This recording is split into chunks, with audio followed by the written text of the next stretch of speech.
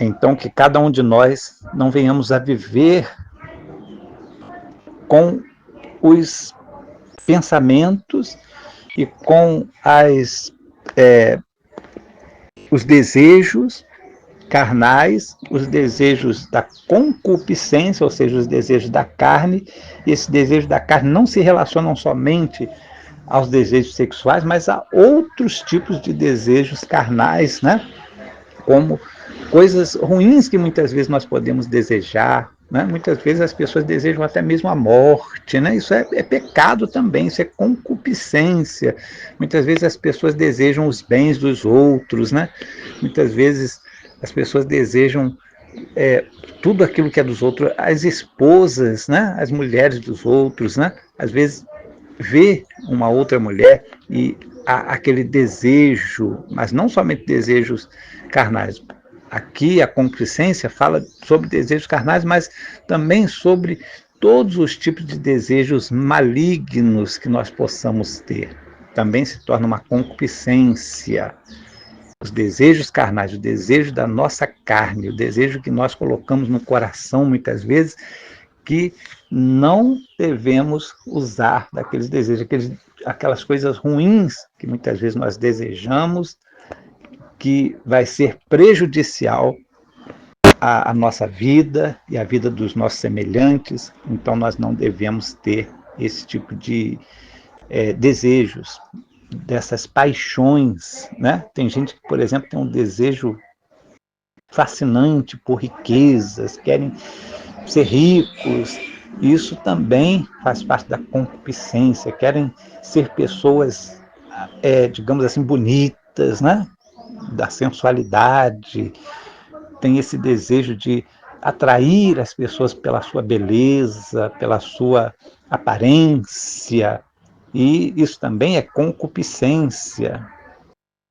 Os gentios, na sua maioria, as nações que não conhecem a Deus, as pessoas que não conhecem a Deus, elas vivem, muitas vezes, idealizando na sua vida essas paixões, vivem dessas paixões, mas nós não devemos ser dessa forma, nós devemos viver de uma forma que venha agradar a Deus, não na concupiscência da carne, na paixão da concupiscência da carne, mas como pessoas que conhecem a Deus, ou seja, pessoas que querem agradar a Deus, não devem viver com esses tipos de desejos que são praticamente desejos malignos, porque vêm da nossa carne e são prejudiciais.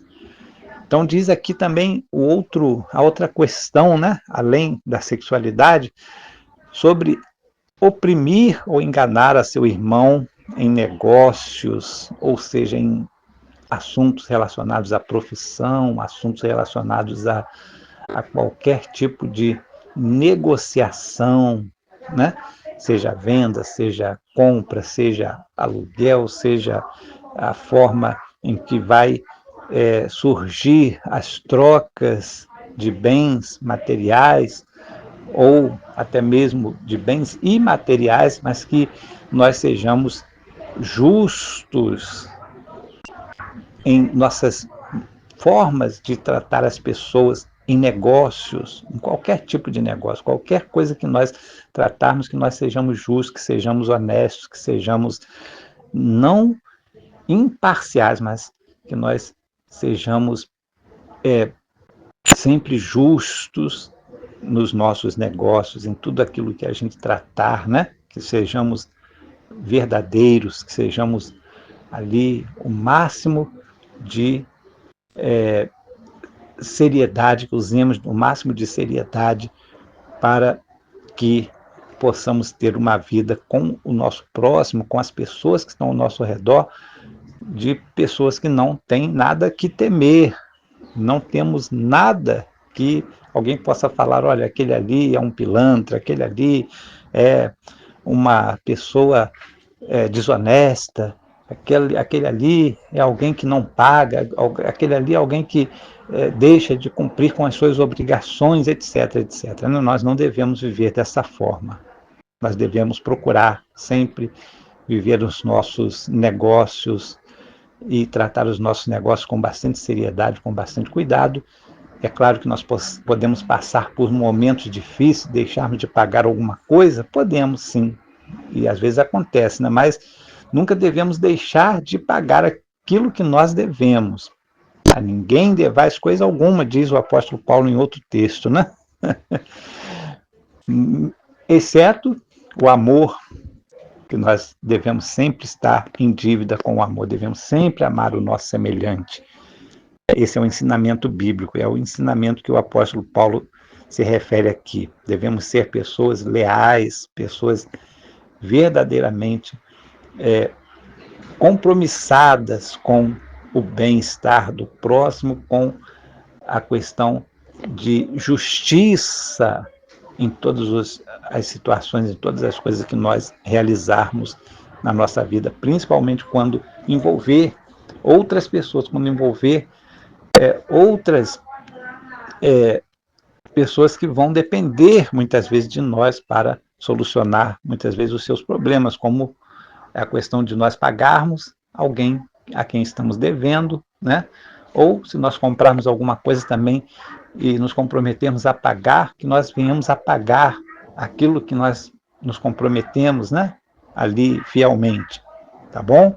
Então, isso é a vontade de Deus e disso também vem a nossa santificação. A nossa vida de santificação depende muitas vezes dessas coisas importantes, dessas atitudes importantes na nossa vida.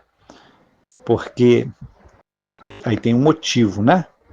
Para nós não oprimirmos, nem enganarmos os nossos irmãos em nenhum negócio, porque o Senhor é vingador. O Senhor, ele toma vingança daqueles que praticam essas coisas, aquele que oprime, aquele que quer subjugar o seu próximo, aquele que quer menosprezar o seu próximo, aquele que usa das suas habilidades para deixar o outro mal e deixar o outro sempre numa situação inferior a si próprio ou às outras pessoas.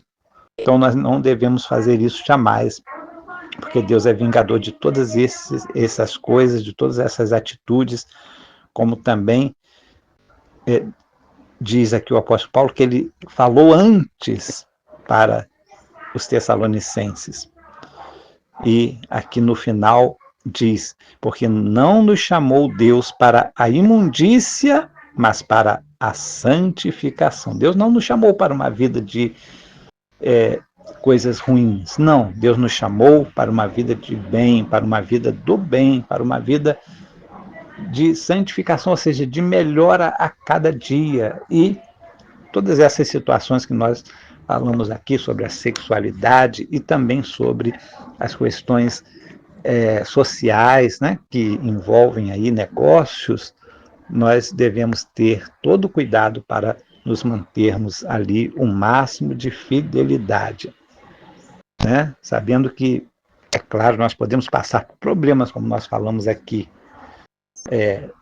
dentro desse assunto, mas que nós venhamos assim que pudermos, se estamos passando por algum problema, assim que pudermos, nós devemos quitar todas as nossas dívidas.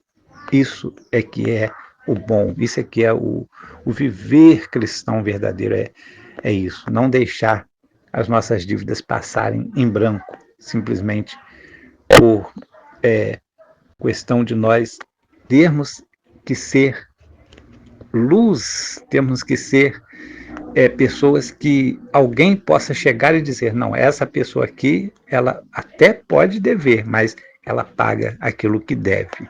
Tá bom, meus amados irmãos? Que Deus abençoe a cada um de vocês, muita paz aos seus corações e uma boa semana para todos.